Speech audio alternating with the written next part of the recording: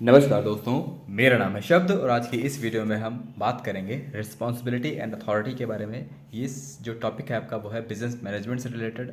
या आप किसी भी क्लास में मैनेजमेंट सब्जेक्ट पढ़ते हैं, चाहे बीकॉम हो, चाहे एमकॉम हो, एमबीए हो, बीबीए हो, या फिर इंटर का बिजनेस स्टडीज़ का टॉपिक हो, या फिर सब्जेक्ट हो, तो उससे रिलेटेड हर जगह आपका ये टॉपिक रिस्पॉन्सिबिलिटी एंड अथॉरिटी का टॉपिक आता रहता है। और इससे जुड़ा हुआ एक टॉपिक और है जिसका नाम है डेलीगेशन ऑफ अथॉरिटी, और इससे जुड़ा एक और टॉपिक है जिसका नाम है डिसेंट्रलाइजेशन। इन सभी टॉपिक की चर्चा इस वीडियो में हम करने वाले हैं। बहुत ही डिटेल में चर्चा करेंगे कि क्यों रिस्पॉन्सिबिलिटी अथॉरिटी एक दूसरे से किस तरह से मैच करती है, किस तरह क्या कंपेरिजन इसमें किया जाता है, और इसके अलावा डेलीगेशन ऑफ अथॉरिटी क्या होती है, इसका ये क्यों की जाती है, और डिसेंट्रलाइजेशन का क्या कॉन्सेप्ट क्या है। तो चलिए स्टार्ट करते हैं बिना किसी देरी के। थोड़ा सा बैकग्राउंड यहाँ पर मैं बताना चाहता हूँ। इससे पहले के वीडियोस में हमने बहुत सारे टॉपिक कवर कर रखे हैं। अगर आपने वो वीडियोस नहीं देखी हैं तो आप आसानी से जाकर प्लेलिस्ट में देख सकते हैं। सबसे पहले हम बात कर लेते हैं मीनिंग की। मीनिंग को हम सिंपली यहाँ पर समझ सकते हैं अथॉरिटी। अथॉरिटी का मतलब होता है पावर। जिसके पास भी पावर होती है ना, उसके पास अथॉरिटी आ ही जाती है। और जैसा कि फेमस कोट है स्पाइडरमैन का, उसमें कहा जाता है कि जिसके पास पावर होती है उसके पास रिस्पॉन्सिबिलिटी भी आती है। यानी कि with great powers comes great responsibility. यानी कि बड़ी जिम्मेदारी, अगर आपके पास बड़ी ताकत है तो आपके पास बड़ी जिम्मेदारी भी आती है। वो एक साथ चलती है दोनों चीज़ें। मैनेजमेंट में भी एक मैनेजर के पास में जब अथॉरिटी आती है, और यानी कि वो हायरार्की में सबसे हायर पोजीशन पर बैठता है, तो उसके पास अथॉरिटी तो आती है, लेकिन उसके साथ में रिस्पॉन्सिबिलिटी भी आती है कि उसको पूरी ऑर्गेनाइजेशन का, पूरी मैनेजमेंट का ध्यान रखना पड़ता है, किसी का उसको कंट्रोल करना पड़ता है। तो ये चीज़ें आती हैं। तो अथॉरिटी का सिंपल मतलब है यहाँ पर कि अथॉरिटी एक लीगल राइट है, या फिर देखिए अभी मैं बताऊंगा कि अथॉरिटी कितने प्रकार की होती है। मैं उससे पहले मैं आपको बता देना चाहता हूँ कि आपकी यहाँ पर ये अथॉरिटी है और ये है रिस्पॉन्सिबिलिटी, ठीक है। तो अथॉरिटी जो है वो एक लीगल राइट है। पहली बात तो मैंने बताया कि लीगली आपकी अथॉरिटी लीगली ज़्यादा, जब आपकी अथॉरिटी लीगल होती है तो उसको ज़्यादा महत्व मिलता है। दूसरा है जो अथॉरिटी है, जो रिस्पॉन्सिबिलिटी वो चाइल्ड है अथॉरिटी की। यानी कि जिसके पास रिस्पॉन्सिबिलिटी होती है या जिसके पास अथॉरिटी होती है उसके पास रिस्पॉन्सिबिलिटी स्वयं आती है, खुद ब खुद आती है। इसके अलावा फॉर्मल पोजीशन जो होती है उसके हिसाब से आपको अथॉरिटी मिलती है। और यहाँ पर सुपीरियर एंड सबऑर्डिनेट के बीच के रिलेशनशिप जो है वो रिस्पॉन्सिबिलिटी से तय होती है। यहाँ पर एबिलिटी टू गिव ऑर्डर, देखिए मैंने बताया था कि ऑर्डर देने की एबिलिटी जो है, पावर जो है, उसी को हम अथॉरिटी कहते हैं। और यहाँ पर ability to follow orders, order को फॉलो करना ही आपके रिस्पॉन्सिबिलिटी बनती है, ठीक है। और जो इसका फ्लो है डाउनवर्ड, यानी कि अथॉरिटी जो है नीचे की तरफ मूव करती है, और जो रिस्पॉन्सिबिलिटी है वो ऊपर से नीचे आती है। समझ रहे हैं ना, मतलब कि ये नीचे से ऊपर की ओर जाती है। जिसके वजह से जैसे रिस्पॉन्सिबिलिटी हमको मिली है तो हम दूसरे के प्रति जवाबदेह हैं। हमको जवाब देना पड़ता है किसको, ऊपर वाले बंदे को। तो हम ये अपवर्ड फ्लो करती है, ठीक है। Objective here is to make decision and implemented. यहाँ पर ऑब्जेक्टिव देखिए, अथॉरिटी का ऑब्जेक्टिव में बेसिक ऑब्जेक्टिव होता है कि हमको डिसीजन लेना है और डिसीजन को इम्प्लीमेंट कराना है। ये अथॉरिटी है हमारी, ठीक है। और इसके बाद में कैन डेलीगेट दिस अथॉरिटी। हम जो अपनी अथॉरिटी है उसको डेलीगेट कर सकते हैं, यानी कि दूसरों को पास कर सकते हैं। अपनी जो चीज़ें हैं उनको दूसरों को दे सकते हैं करने के लिए, कह सकते हैं, ठीक है। लेकिन रिस्पॉन्सिबिलिटी के साथ ऐसा नहीं किया सकता है। जो हमको रिस्पॉन्सिबिलिटी मिली वो हम ही को पूरी करनी पड़ेगी। ये चीज़ यहाँ पर होती है। तो ये बेसिक कंपैरिजन आपको समझ में आ गया होगा, और वो पूरी तरह से समझ में आ गया होगा, उम्मीद करता हूँ। अगर नहीं आया है फिर भी तो आप इस जो पार्ट है ये, इसको फिर से एक बार सुनिएगा, ठीक है। अब हम बात करते हैं टाइप्स ऑफ अथॉरिटी की। अथॉरिटी कितने प्रकार की हो सकती है, एक मैनेजर के कितने कितने प्रकार के टाइप अथॉरिटी हो सकती है उसके पास में, ठीक है। तो पहला टाइप है यहाँ पर लीगल, जो जैसे मैंने आपको बताया था लीगल राइट है। तो ये यहाँ पर लीगल का मतलब यहाँ पर इससे है, जैसे मान लीजिए हमारे पीएम हैं या फिर हमारे प्रेसिडेंट हैं, वो आपके लीगल उनकी अथॉरिटी बनती है। वो उस जगह पर काबिज हुए हैं क्योंकि उनको जनता ने चुना है, तो वो लीगली उस जगह पर बैठे हैं। या फिर कहिए आप जज हैं जो हमारे, उनको भी अपॉइंट किया जाता है, ठीक है। जो कुछ भी है, जहाँ पर भी ऑफिशियली फॉर्मल ओकेजन पर चीज़ें हो जाती हैं उसको हम कहते हैं लीगल अथॉरिटीज़ को बोलते हैं, ठीक है। ऑफिशियली ऑथराइज होते हैं ये लोग, और बेस्ड ऑन पोजीशन के बेस पर इनको ऑथराइज किया जाता है। इसके अलावा हमारा दूसरा टाइप है एक्सपर्ट।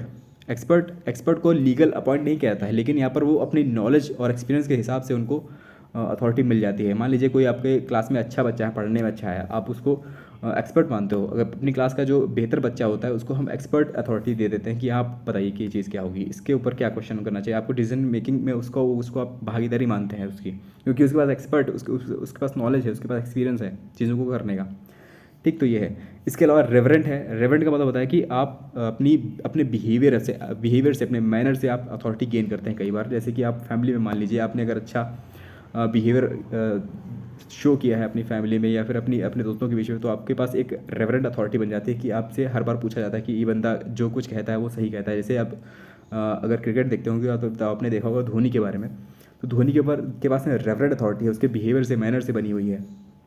ठीक है, हम एक्सपर्ट भी उसको कह सकते हो, लेकिन आप एक्सपर्ट से ज़्यादा उसको रेफरेंट मानोगे क्योंकि उसकी बिहेवियर से अंपायर भी जानता है ये बंदा गलत नहीं करेगा।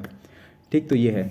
इसके बाद में रिवॉर्ड भी अथॉरिटी, रिवॉर्ड के रूप में अथॉरिटी मिलती है। कई बार इंसेंटिव्स आप ज़्यादा देते हैं लोगों को तो आपके पास रिवॉर्ड अथॉरिटी मिल जाती है। और पिनिटिव अथॉरिटी होती है जहाँ पर पनिशमेंट के थ्रू अपना काम करवाते हैं।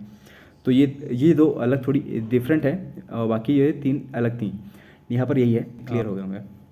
चलिए इसके बाद में हम अगला टॉपिक देखते हैं। अगला टॉपिक है हमारा डेलीगेशन ऑफ अथॉरिटी, जिसका सिंपल मतलब होता है कि अपनी अथॉरिटी को डेलीगेट करना। डेलीगेट करने का मतलब आप समझते होंगे कि अपनी जो अथॉरिटी आपके पास है उसमें से थोड़ी पावर आप किसी और को दे दें, ताकि आपका जो काम था, आपकी जो रिस्पॉन्सिबिलिटी थी उसका कुछ हिस्सा किसी और को पास करना। ठीक है, एक प्रोसीजर है। पहली बात तो डेलीगेशन ऑफ अथॉरिटी एक प्रोसीजर है, प्रोसीजर ऑफ डिस्ट्रीब्यूट करना टास्क को और रिस्पॉन्सिबिलिटीज़ को, अपनी रिस्पॉन्सिबिलिटी या टास्क, अपने काम को या अपनी जिम्मेदारियों को दूसरों के ऊपर डिस्ट्रीब्यूट करना विद देयर एसोसिएटेड डिसीजंस।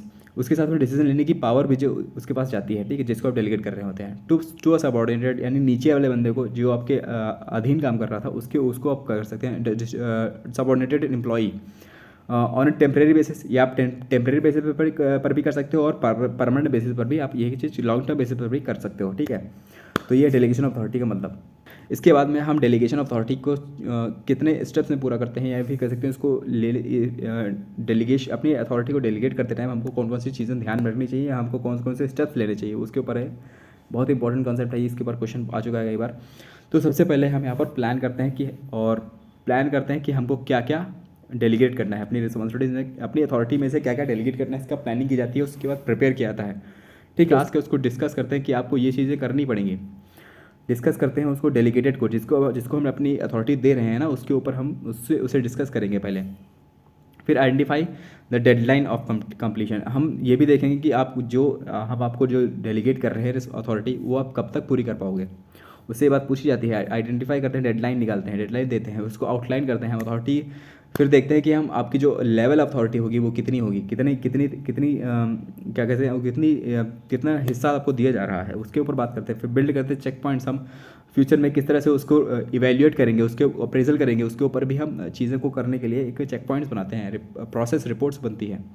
फिर हम लास्ट में कंडक्ट करते हैं डीब्रीफिंग। ठीक है, लास्ट में हम अपनी जो अथॉरिटी है उसको डेलीगेट कर देते हैं।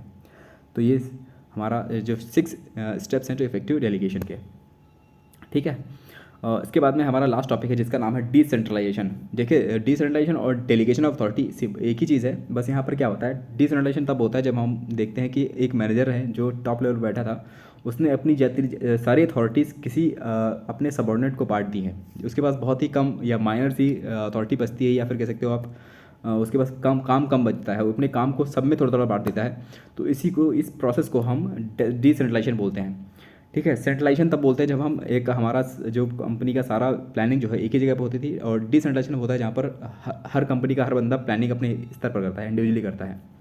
ठीक है, तो डिसेंट्रलाइजेशन पॉलिटिकल भी हो सकता है, एडमिनिस्ट्रेटिव हो सकता है, फिजिकल भी हो सकता है, और मार्केट डिसेंट्रलाइजेशन भी होती है। ठीक है, तो यह डेलीगेशन अथॉरिटी का सिंपल मतलब है डिसेंट्रलाइजेशन लाना। ठीक है, उम्मीद करता हूँ आपको ये चीज़ें समझ में आ गई होंगी। स्ट्रक्चरल स्टेप है, और यहाँ पर वही सब चीज़ें हैं जो डेलीगेशन अथॉरिटी में होती थी। अब इसके हम एडवांटेजेस देख लेते हैं, एक कंपनी में कितने एडवांटेजेस, कितने प्रकार के एडवांटेजेस मिल सकते हैं कि हम डेलीगेशन अगर करते हैं या फिर डिसेंट्रलाइज अपनी कंपनी में डिसेंट्रलाइजेशन को फॉलो करते हैं, तो हमको क्या फ़ायदे हो सकते हैं। तो सबसे पहला फ़ायदा तो ये है कि क्विक डिसीजन मेकिंग होती है, जब हो जाती है। एग्जीक्यूटिव डेवलपमेंट होता है, डेवलपमेंट ऑफ मैनेजर स्किल्स, सबके पास मैनेजर स्किल्स की डेवलपमेंट होती है। ठीक है, रिलीव टॉप मैनेजमेंट जो है उसके पास काम कम बचता है। ग्रोथ की फैसिलिटेशन होती है, कंट्रोल जो है वो बेटर तरीके से हो पाता है, अच्छे तरीके से हो पाता है, क्योंकि वहाँ पर सबके पास में अपनी चीज़ों को करने का राइट है और अथॉरिटी भी है, तो वहाँ पर कंट्रोल सबके पास होता है, तो अच्छा कंट्रोल बनता है। और सबसे ज़रूरी सी बात है कि ऑर्गेनाइजेशन के अंदर जो कम्युनिकेशन है वो बेहतर हो पाता है, क्योंकि सबके पास अथॉरिटी है, सबके पास रिस्पॉन्सिबिलिटीज़ हैं, सबके पास में बेहतर नॉलेज है। ठीक है, तो ये चीज़ें हैं। उम्मीद करता हूँ यहाँ पर आपको कुछ जानने को मिला होगा। तो ये था वीडियो, उम्मीद करता हूँ आप यहाँ पर आपको जानने को मिला होगा। अगर आपको वीडियो अच्छी लगी हो तो प्लीज़ लाइक करिए, शेयर करिए, सब्सक्राइब करिए मेरे चैनल को। Thank you guys, God bless you all.